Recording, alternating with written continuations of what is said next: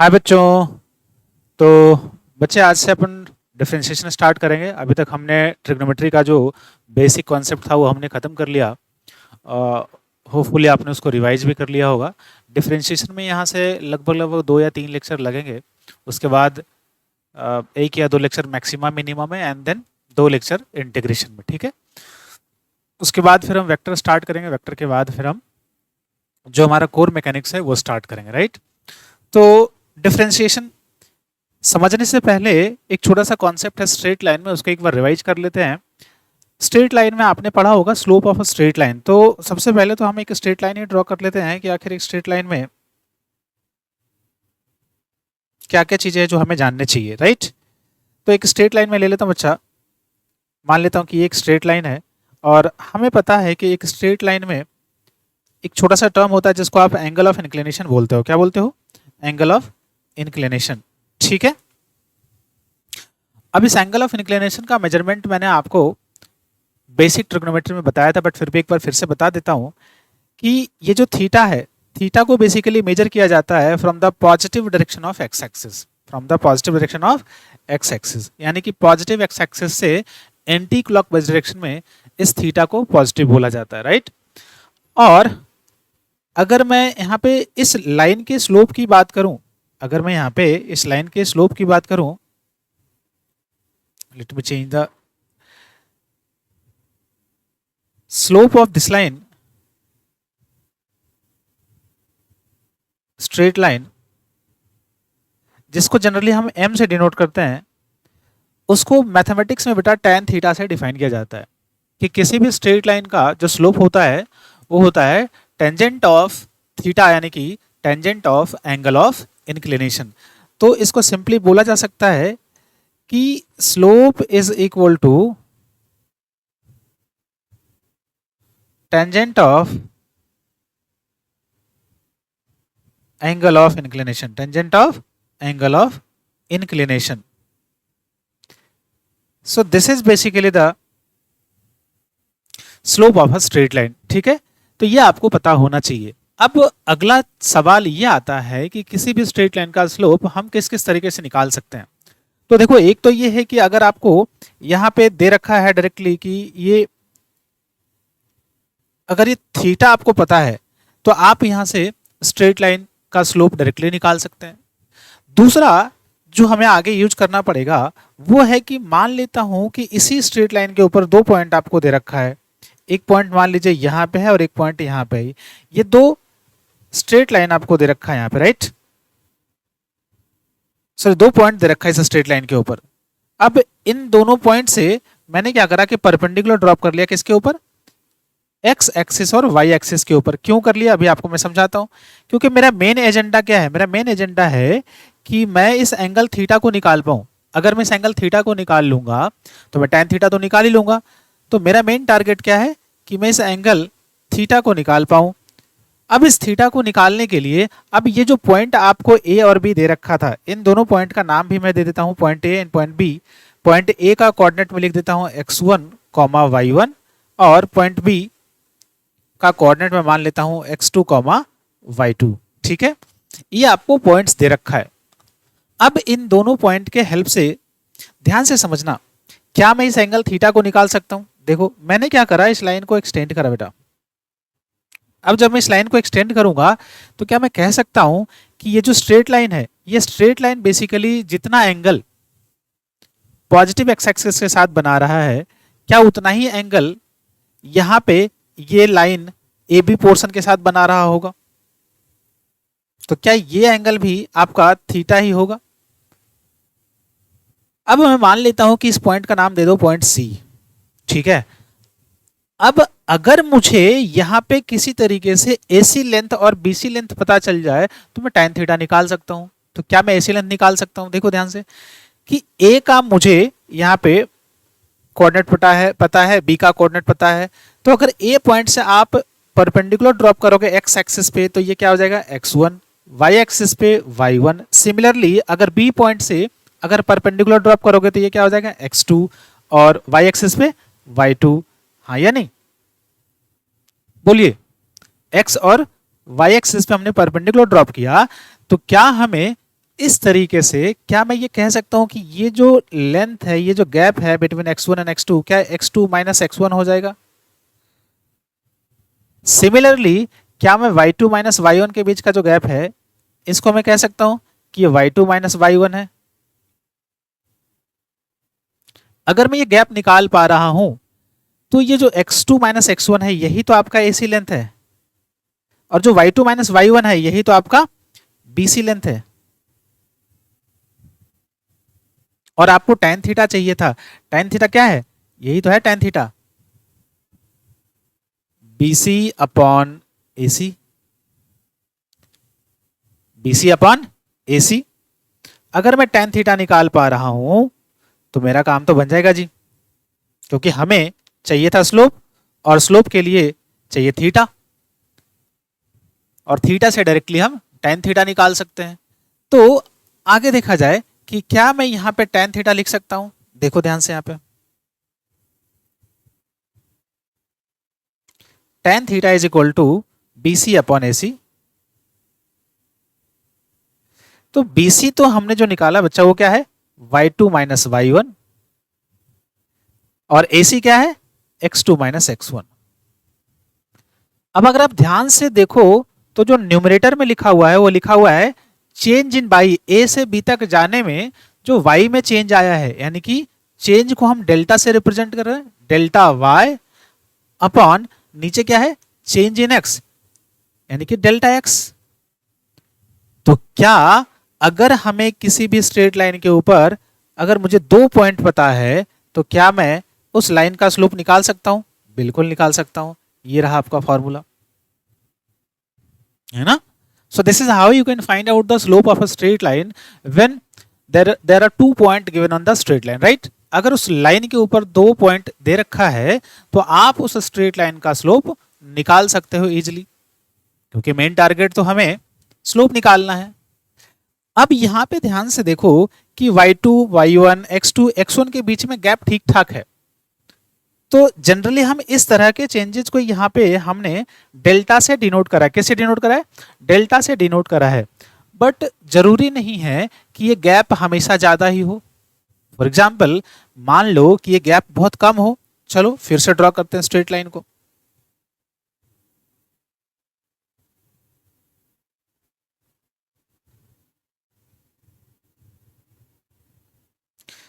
एक straight line को फिर से ड्रॉ किया जाए।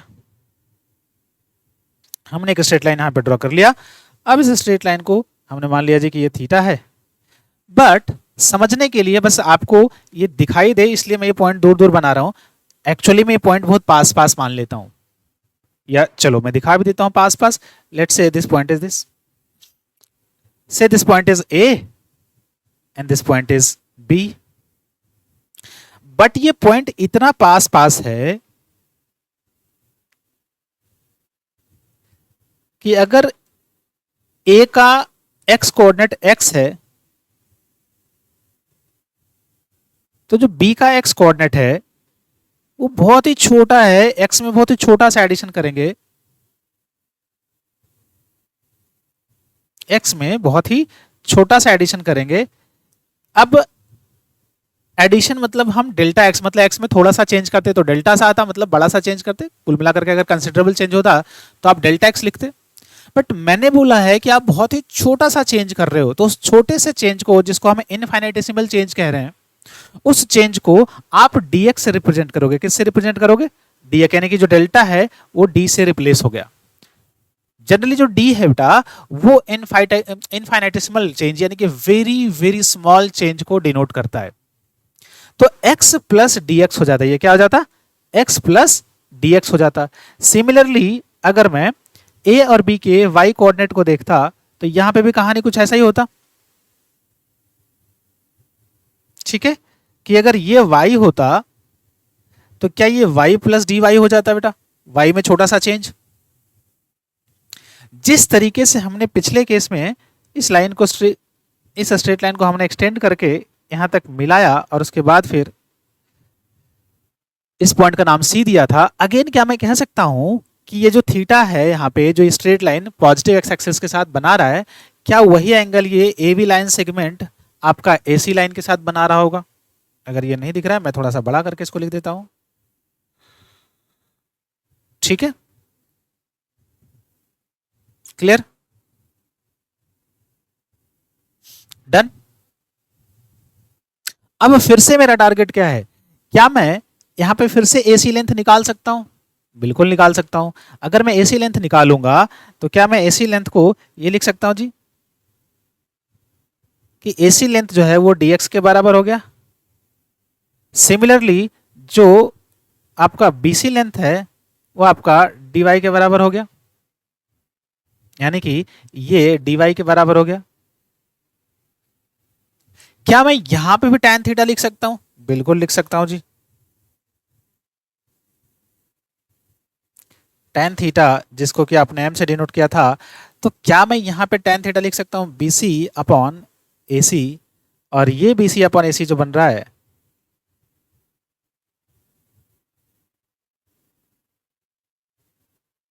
ये क्या बन रहा है, dy अपॉन dx। अभी इस dy बाई dx को यहां पे ध्यान रखते हैं, अभी इसको मैं कुछ बोल नहीं रहा हूं, बाकी आगे इसको मैं बहुत सुंदर बात बोलूंगा, ध्यान से समझना। फिलहाल इसको दिमाग में आप रखें कि tan थीटा जो है वो क्या है, dy बाई dx के बराबर है। बट कब, जब ये गैप जो दो पॉइंट आपको दे रखा है उस स्ट्रेट लाइन के ऊपर, अगर ये गैप बहुत ही छोटा हो तो, अगर ये गैप बहुत ही छोटा हो तो यही जो स्लोप है, क्या किसकी बात कर रहा हूं कि जो स्लोप है यही क्या बन जा रहा है, dy बाई dx बन जा रहा है, ठीक है। अभी तक हमने बात करा स्ट्रेट लाइन के बारे में, राइट। अब हम इसी कॉन्सेप्ट को कर्व के ऊपर लेके चलते हैं। किसके ऊपर लेके चलते हैं, कर्व के ऊपर लेके चलते हैं, राइट। तो अगर एक कर्व को, अब यहाँ पे एक छोटा सा मैं आपके साथ एक छोटा सा एक्सरसाइज कर रहा हूं, आप थोड़ा ध्यान से समझिएगा कि मान लो थोड़ी देर के लिए कि मैंने एक कर्व ड्रॉ कर लिया, ऐसा एक कर्व ड्रॉ कर लिया, राइट। अब मैं क्या कर रहा हूं कि अभी आपको ये कर्वेचर दिख रहा है, अब मैं इस कर्वेचर को थोड़ा थोड़ा छोटा करते आ रहा हूं, छोटा करते आ रहा हूं, तो अभी भी ये कर्वेचर दिख रहा है, और छोटा किया और छोटा किया, तो अब शायद आपको ये स्ट्रेट लाइन सेगमेंट दिख रहा। अगर मैं और छोटा कर दूं तो अभी भी ये स्ट्रेट लाइन सेगमेंट दिख रहा, अगर और मैं छोटा कर दूं तो अब आपको शायद ये एक पॉइंट दिखने लगा। क्या दिखने लगा, ये एक पॉइंट दिखने लगा आपको, राइट। लेकिन अगर अभी आप इसको जूम करके देखोगे तो आपको ये क्या दिखेगा, आपको अभी भी एक स्ट्रेट लाइन सेगमेंट ही दिखेगा, ये छोटा सा स्ट्रेट लाइन सेगमेंट दिखेगा, राइट। इसका मतलब क्या मैं कह सकता हूं कि जो हमारा कर्व है वो कुछ इस तरह के छोटे छोटे स्ट्रेट लाइन सेगमेंट से मिलकर बना हुआ है। अगर ध्यान से देखो कि जो कर्वेचर बना हुआ है इसमें जो छोटे छोटे स्ट्रेट लाइन के सेगमेंट्स है जो कि आपको डॉट डॉट लग रहा है, अगर मैं इसको जूम करके दिखाऊं तो आपको ये भी बड़ा सा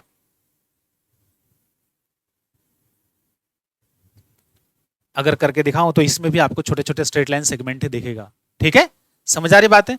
अब इस स्ट्रेट लाइन सेगमेंट, जो छोटे छोटे स्ट्रेट लाइन सेगमेंट है, इसका लेंथ क्या है जी, बहुत ही छोटा है। इसका लेंथ क्या है, बहुत ही छोटा है। उस छोटे से लेंथ को आप क्या बोलोगे, इनफाइनाइटेसिमल लेंथ। क्या बोलोगे, इनफाइनाइटेसिमल लेंथ। यानी कि मैं इस एवी लेंथ को कह देता हूं यहां पे कि जो यहां पे एवी लेंथ है, एवी is a very very small length, जिसको हम क्या बोलते हैं, जिसको हम इनफाइनाइटेसिमल लेंथ बोलते हैं। क्या बोलते हैं,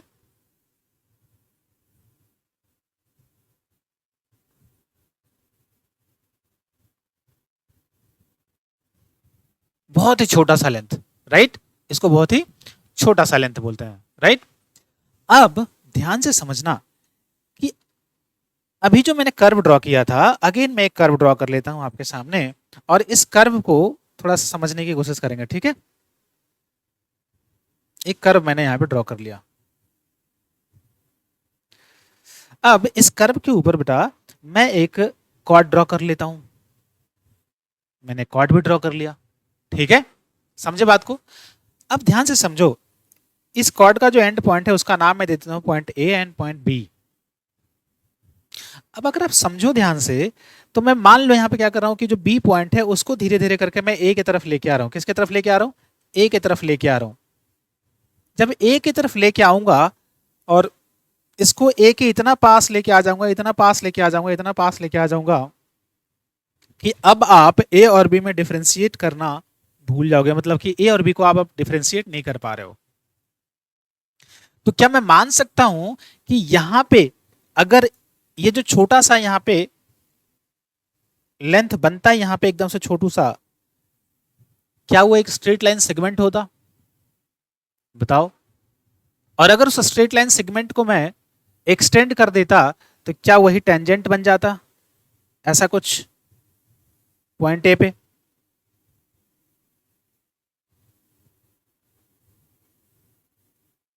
अगर आप देखोगे तो जो ये रेड वाला लाइन है उसके ऊपर टेंजेंट बनता हुआ दिख रहा है। बोलो हाँ या नहीं, बोलो। कि अगर यहां पे ए और बी के बीच में अगर मैं सेपरेशन को बहुत ही कम कर दूं, वेरी वेरी स्मॉल कर दूं, तो क्या जो छोटा सा लाइन सेगमेंट जैसा बन जाएगा उसको अगर एक्सटेंड करूंगा तो वो एक्सटेंशन वाला जो लाइन है, एक्सटेंडेड लाइन जो है, क्या वो टेंजेंट टू द कर्व बन जाएगा? राइट? अब यहां पे मैं वही आपको सिखाने वाला हूं कि एक कर्व के ऊपर, जैसे अब यहां पे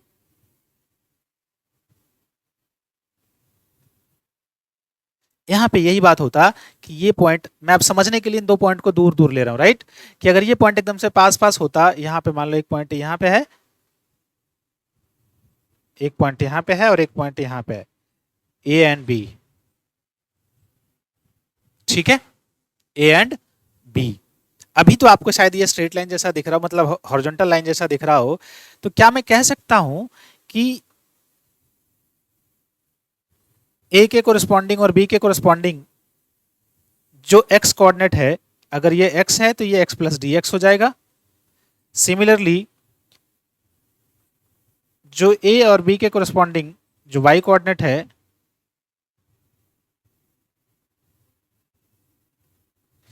उसमें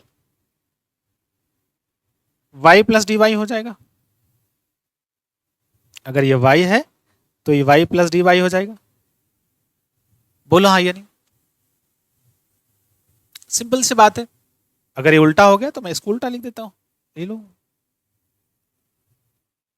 अगर ऊपर वाला y है तो नीचे वाला y प्लस डी वाई हो जाएगा।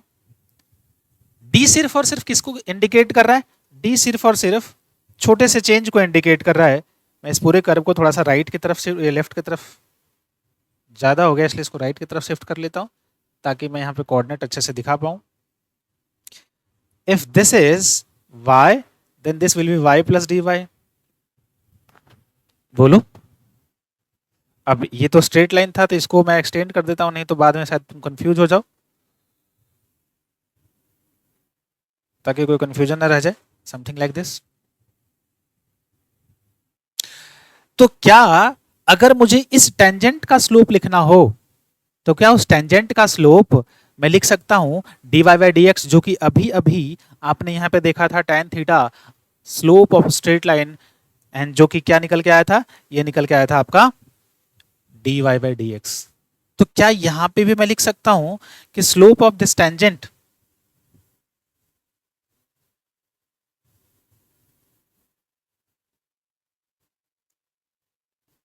Is equal to dy by d x? Simple सी बात है ना? तो ध्यान से सुनना, ये जो टर्म जो dy बाई डी एक्स है ना बेटा, इसी को बोला जाता है derivative of y with respect to x। जो term dy by d x है इसी को क्या पढ़ा जाता है? इसी को पढ़ा जाता है derivative of y with respect to x। Derivative of y with respect to x, या आप इसको ये भी कह सकते हो rate of change of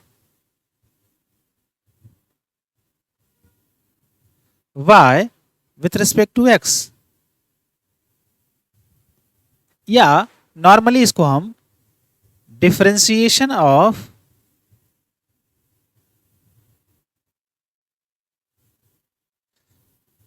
y with respect to x. ये सारे टर्म सेम ही है, और इस dy बाई डी एक्स को हम किससे डिनोट करते हैं?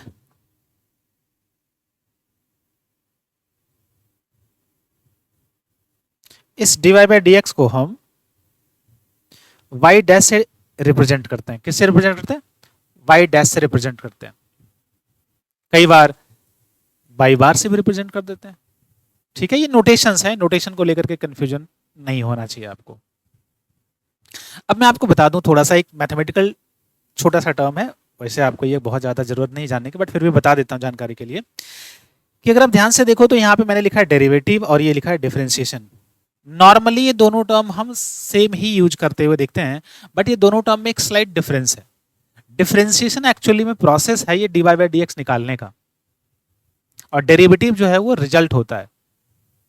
एक्चुअली में दोनों सेम चीज नहीं है। Differentiation is basically the process और derivative is actually the end result.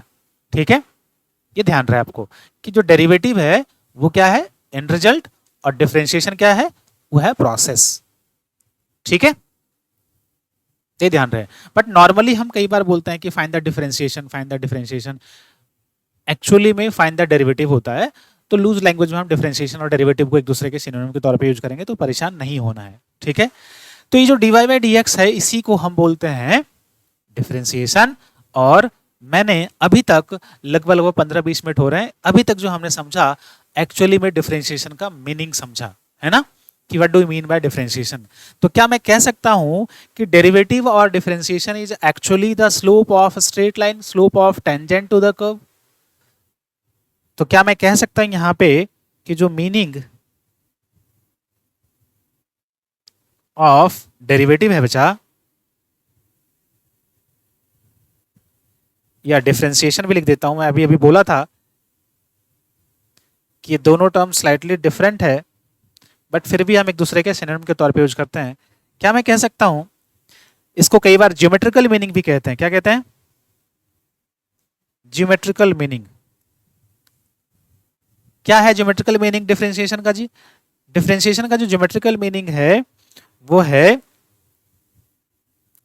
Slope of straight line या tangent to the curve.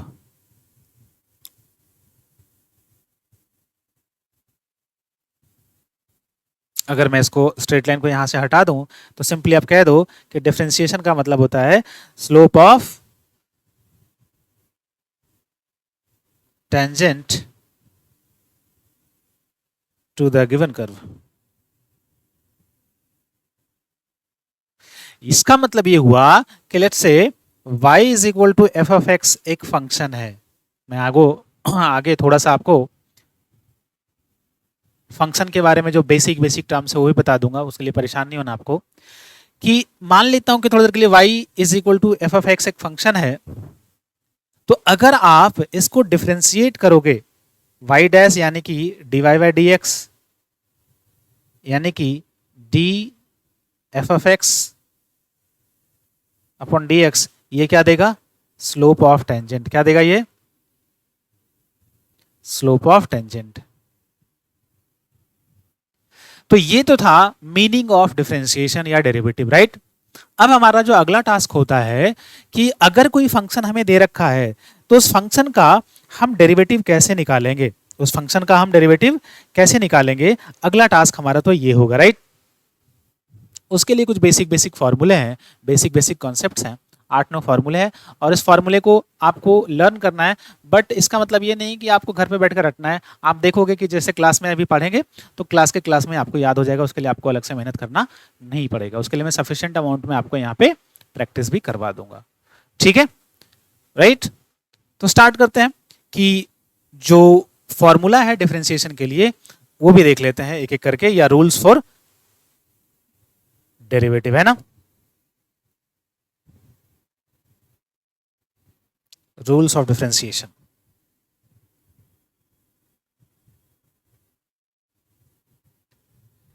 Rules of differentiation, इसको एक बार देख लिया जाए, ठीक है, कुछ रूल्स अभी देख लेंगे और कुछ रूल्स हम अगले क्लास में देख लेंगे। ठीक है, 9 रूल है, तो उसमें से हम अभी 3 रूल अभी देखेंगे और 3 रूल को देख करके उस पर थोड़ा थोड़ा प्रैक्टिस कर लेंगे और बाकी रूल हम नेक्स्ट क्लास में कर लेंगे।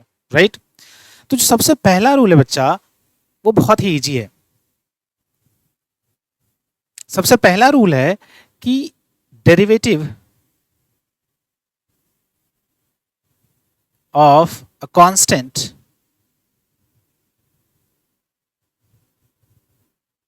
is always zero, is always zero। अब ये derivative of a constant is always zero कैसे हो गया जी? तो पहले तो एक कांस्टेंट का मतलब समझते हैं कि यहाँ पे कांस्टेंट का मतलब क्या है। ठीक है, देखो ध्यान से, लेट्स से हमने कहा कि y is equal to f of x एक फंक्शन था। ठीक है, लेकिन यहाँ पे तो आपने बोला है कांस्टेंट है, तो y इज इक्वल टू एक कांस्टेंट कर दीजिए एफ ऑफ एक्स के जगह पे, y is equal to constant.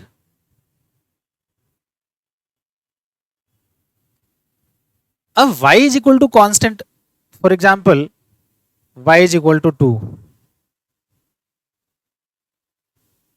ये हमने एक एग्जाम्पल ले लिया। ठीक है, अब y इज इक्वल टू 2 का स्ट्रेट लाइन ड्रॉ करो यहां पे। तो y इज इक्वल टू 2 का स्ट्रेट लाइन ड्रॉ करोगे तो y is equal to 1, y is equal to 2, तो ये कुछ ऐसा हो जाएगा straight line. This is y is equal to 2। ये क्या है एक्चुअली में? एक हॉरिजॉन्टल लाइन है। क्या है? हॉरिजॉन्टल लाइन है ये। और हॉरिजॉन्टल लाइन जैसी बोला तो क्या इसके लिए जो थीटा है वो 0 हो गया? और जब थीटा 0 हो गया इसका मतलब है कि जो tan थीटा हो जाएगा वो क्या हो जाएगा? tan 0, इसका मतलब 0। यही तो बात बोल रहा था मैं भी कि differentiation of a constant is always 0, differentiation of a constant is always 0, यही लिखा है ना, देखो डिफरेंशिएशन ऑफ अ कांस्टेंट का मतलब है कि slope of a horizontal line. Differentiation of a constant का मतलब क्या है? Slope of a horizontal line which is always 0, which is always 0। तो ये था आपका पहला रूल। अब बताओ इसको याद करने में क्या कोई मुश्किल आ रहा है? नहीं, इजीली हो जा रहा है। रूल नंबर 2 की बात कर लेते हैं।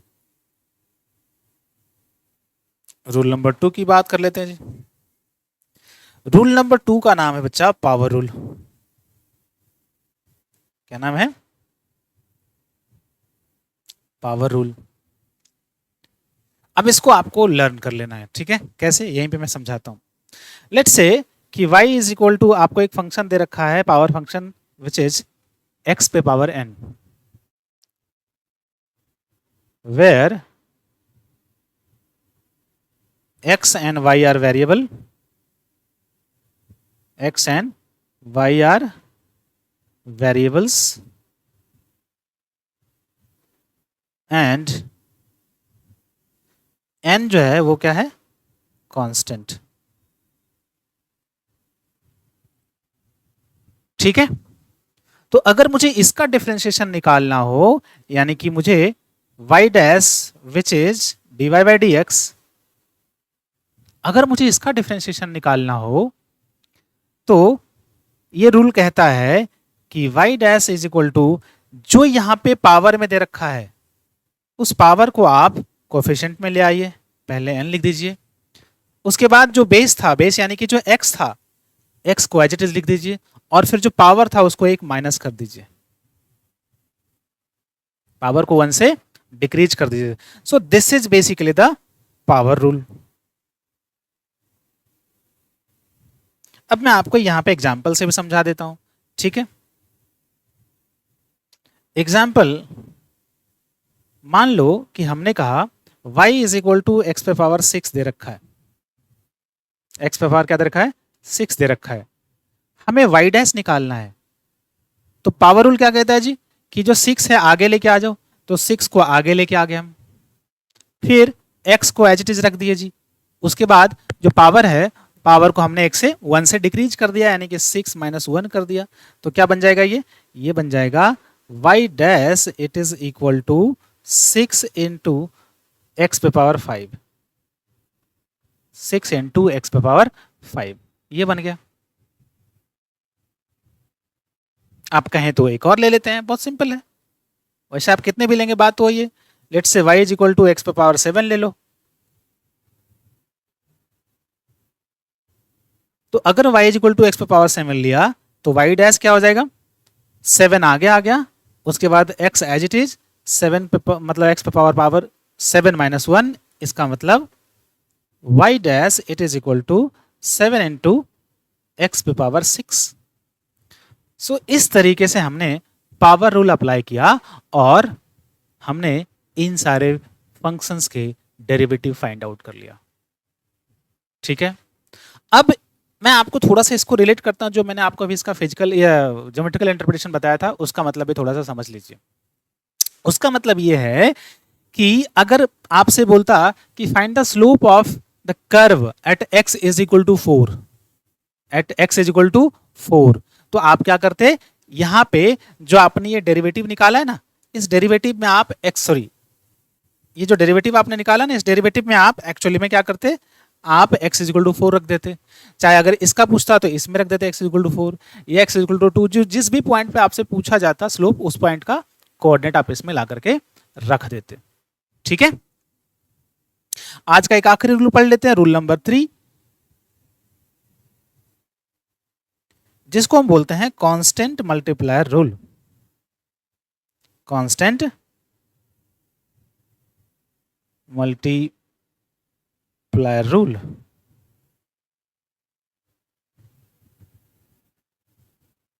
ठीक है, जिसे मान लो एक फंक्शन है y is equal to f of x, और हमने इस फंक्शन को कोई कांस्टेंट से मल्टीप्लाई कर दिया है और मुझे इसका डिफरेंशिएशन निकालना है।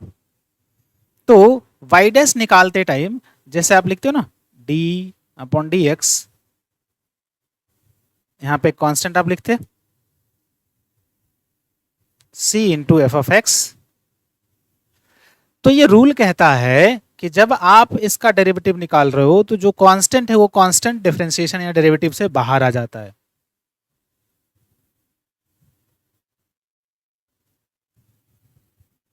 ठीक है, सो दिस इज द रूल, यानी कि एज पर दिस रूल अगर कोई कांस्टेंट मल्टीप्लाइड है किसी फंक्शन में तो कांस्टेंट एक्चुअली में क्या होगा, उस फंक्शन से मतलब उसके मल्टीप्लिकेशन से बाहर आ जाएगा, डिफरेंशिएशन के बाहर आ जाएगा।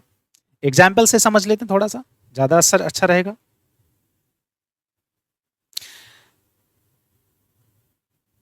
जैसे मान लो कि y is equal to 8 into 8 छोड़ो 5 इंटू एक्स पे पावर 5 ले लिया, या एक्स पे पावर 4 ले लेता हूं।